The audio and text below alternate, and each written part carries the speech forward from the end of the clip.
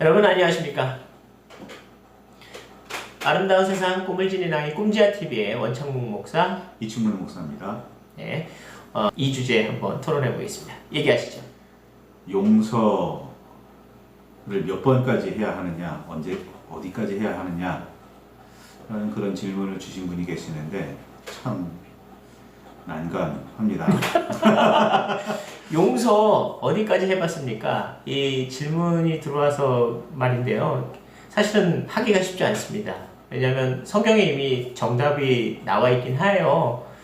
그렇지만 용서를 어떻게 해야 될까 생각해 보겠습니다. 네. 성경에서 예수님이 말씀하신 건 7번씩 70번까지라도 용서하라는 건데 그건 끝까지 계속해서 용서하라는 거거든요. 그러니까 이건 뭐 성경적인 정답은 이미 있는 겁니다. 근데 중요한 우리 일상생활에서 용서가 그리 쉽지 않다는 거죠. 용서를 넘어서 미워하는 그 사람을 사랑하라는 것도 만만한 일은 아닐 겁니다. 그냥 신앙적인 어떤 열정 혹은 신앙적인 어떤 결단으로 그래도 품으라. 그래도 그것이 뭐 교회에서 말하는 사랑, 성경에서 말하는 사랑의 의미기는 하지만 그래도 우리 일상생활에서 미워하는 사람을 쉽게 용서하고 사랑하기란 그게 쉬운 일은 아닐 겁니다. 중요한 건 정답은 이미 있다는 거. 이게 참 고민스럽습니다. 네, 성경에서 그 용서의 의미를 좀 더 성경적으로 생각해 보면 용서를 해주는 것도 그 사람이 죄를 깨닫고 나 잘못했습니다. 용서해 주십시오. 그 사람이 하루에 3번 이상, 3번이라도 그렇게 똑같은 잘못을 저지르고 와서 진심으로 자신의 죄를 고백하면서 용서해 주십시오라고 한다면 용서해 주라고 말씀하시지만 용서를 구하지도 않는데 그를 용서해 주어야 하느냐라는 건 좀 깊은 묵상이 필요할 것 같습니다. 예수님께서 십자가를 지셔서 우리들 용서해 주셨는데 그 용서의 의미가 이미 죄 지은 사람을 용서했다라는 의미도 있지만 앞으로 태어나지 않은 사람, 예수님께서 십자가에서 돌아가신 이후 지금 2000년 이상 예수님께서 계속 그 십자가 하나로 우리를 용서해 주고 계시는데 그렇다면 십자가를 기준으로 본다면 앞으로 죄 지을 사람도 용서하셨다는 의미가 되는 거거든요. 그러니까 굉장히 복잡하고도 굉장히 심오한 의미가 있는 건데 그럼에도 불구하고 예수님께서 그 십자가를 통해서 용서하실 수 있는 이유는 자신의 죄를 뉘우치고 돌아가는 사람, 뉘우치고 예수님께로 돌아온 사람이 있기 때문에 이게 가능할 겁니다. 만약에 그렇지 않다면 사랑이 큰 거든지 지금 정리가 안 되네. 뭐라고 해야 되지? 네, 구약 성경 때에 이런 얘기가 있어요. 잘못을 하면 하나님께 회개기도할 때 회개기도하는 것도 중요하지만 그 사람에게 가서 용서를 구하고 와서 하나님께 잘못을 구하라 이런 말씀이 있습니다.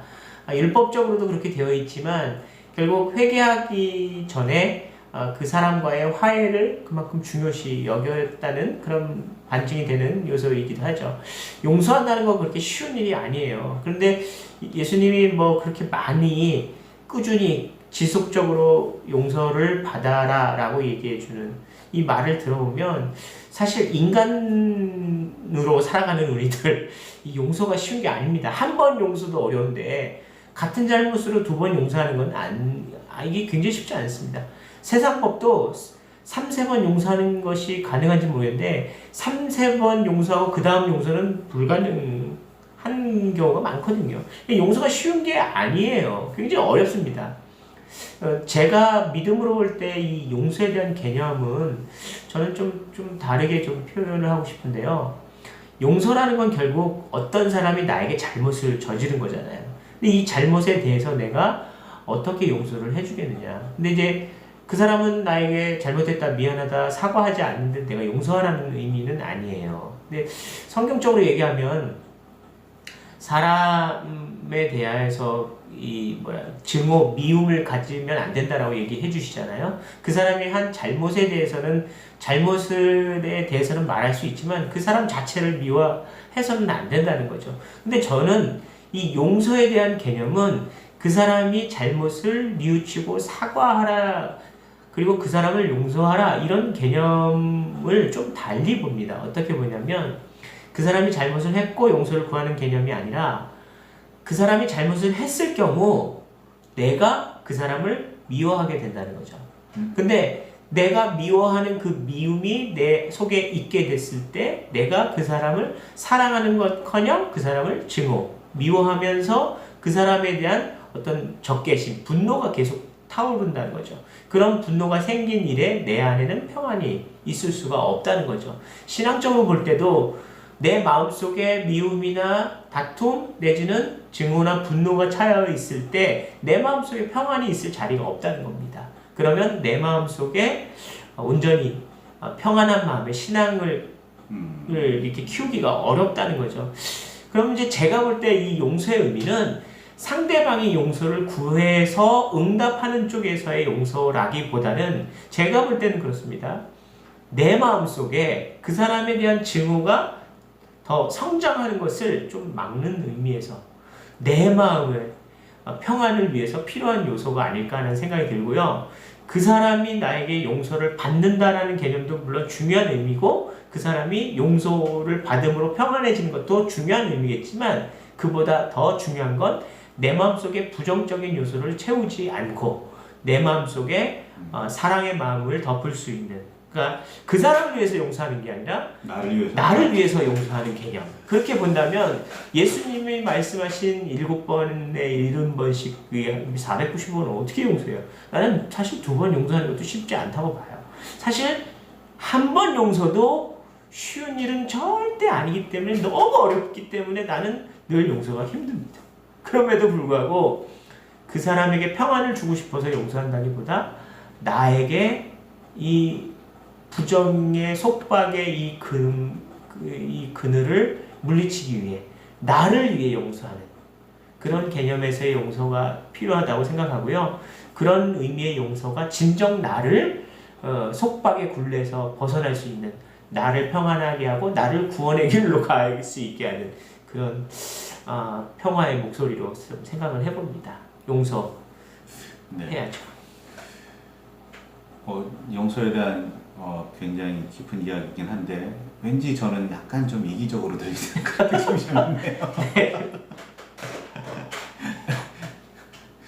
어쨌거나 용서라는 건 기본 전제가 자신의 잘못을 인정하고 용서를 구함에 있어요. 이게 이루어지지 않으면 용서하는 사람이 내가 너를 용서했다라고 얘기하는데 자신은 내가 왜 용서를 받아야 하느냐고 반문할 수도 있는 거예요. 이거 굉장히 심각한 문제인데 이렇게 되면 한 사람은 상처받아서 그것 때문에 심각하게 고민하고 나는 드디어 널 용서할 마음이 생겼어, 신앙적으로 그렇게 결단했어 라고 이야기를 하는데 상대방은 이야기하기를 내가 너한테 뭘 잘못했는데 이게 굉장히 심각한 문제이거든요. 이런 관점에서 본다면 그 용서를 진심으로 죄를 뉘우치고 용서를 구하는 건 굉장히 중요한 문제입니다. 그리고 이런 진심의 사과가 있지 않은데 용서를 할 수 있다는 것도 굉장히 대단한 일일 거고요. 상식적으로 생각해서 언제까지 용서를 하느냐, 얼마만큼 용서를 하느냐에 대한 부분은 성경에 이미 답이 있어요. 그만큼 용서할 수 없는 우리의 현실이 있어서 문제인 거죠. 근데 가능하다면 나를 위해서건 혹은 그에게 어떤 진심의 사과를 받아주는 의미에서 용서이건 간에 용서할 기회가 있고 할 수 있다면 용서하는 것이 나를 위해서도 그를 위해서도 굉장히 중요한 좋은 일이라고 생각됩니다. 용서의 개념을 저희들이 좀 생각해 볼 때 저는 좀 가족이라는 의미를 조금 대입하고 싶은데요. 만약에 이제 가족이 아닌 다른 사람의 입장에서 이 용서를, 성경은 끊임없이 용서를 해주라고 하는데 인간적으로 이 용서가 쉽지 않잖아요. 근데 이게 쉽지 않은데 이걸 가족으로 좀 대입해서 생각해 봅시다. 그러니까 내 아들이 정말 황당무계하고 또 나의 그 의견을 완전히 무시하고 정말 나쁜 짓을 했단 말이죠. 평소 내가 너무 싫어한다고 강조하고 또 강조했던 어떤 그런 잘못에 대해서 아들이 했다. 근데 아들은 굉장히 뻔뻔하게 대답을 해요. 자기는 뭘 잘못했어? 라고 따질 수도 있어요. 근데 사실 그게 아들이니까 이렇게 따질 수도 있고 뻔뻔할 수도 있는 거거든요. 근데 이제 거기에 대해서 이거 죽여 살려 뭐 이렇게 생각할 수도 있는데 저게 내 새끼란 말이지, 내 아들이란 말이지, 이렇게 생각하면 용서를 못 해주는 것, 안 해주는 것 이런 개념이 아니라 용서를 해줘야 한다라는 쪽으로 어쩔 수 없이 생각하게 된다는 거죠. 그러니까 용서라는 개념이 내가 해줄 수 있는 권위가 있고 용서를 해줘야 저 사람이 구원을 받는다, 이런 개념에서의 용서를 해줘야 된다는 어떤 더 높은 자리에 있는 이 위치라는 개념이 아니라 나는 어쩔 수 없이 용서를 해줄 수밖에 없다. 이런 사랑하기 때문에. 이런 개념에서 보는 거는 그 원인은 사랑하기 때문에, 가족이기 때문인 거거든요. 그러니까 예수님께서 우리에게 용서를 그렇게 끝없이 수십 번, 수백 번도 용서해 주라는 것은 결국 사랑이라는 전제가 없이는 불가능해요. 사랑 없이는 정말 불가능하다고 강조합니다. 그러니까 사랑이라는 게 가능하려면 내가 인지하도록 사랑하고 인지하도록 뭘 용서해준다 이런 개념이 아니에요. 인지하지 않아도 무심결에도 용서해줄 수 있는 관계, 그게 바로 사랑의 관계예요. 사랑을 하게 되면 내가 용서해줄까 말까 이게 아니에요. 사랑을 하면 용서해줄 수 없는 일조차도 용서를 해주어야 된다라고 생각을 하게 만들어요. 이게 사랑의 힘이죠. 그래서 성경에 말하는 이 수십 번, 수백 번의 용서는 결국 사랑의 관계를 전제하고 있다고 저는 믿습니다. 내 자식이 잘못했으면 죽여 살려 이러지만 결국 용서할 수밖에 없잖아요. 그 용서의 핵심은 사랑입니다. 그렇죠. 사랑이라는 전제가 있을 때 가능한데 그게 무조건 사랑하라는 의미가 아니에요. 사랑이라는 전제가 없을 때 이런 그 관계가 만들어지면, 불편한 관계가 만들어지면 이거 참 회복하기가 힘듭니다. 어렵죠. 그런 상황에서도 어떻게 사랑할 수 있느냐. 평생 올 수도 있잖아요. 이게 문제예요. 네. 근데 그럼에도 불구하고 목회자로서 드릴 수 있는 말씀은 뭐 성경 있는 말씀일 수밖에 없습니다. 저희 개인적으로 어떤 결론을 낼 수 있는 부분은 아니니까요.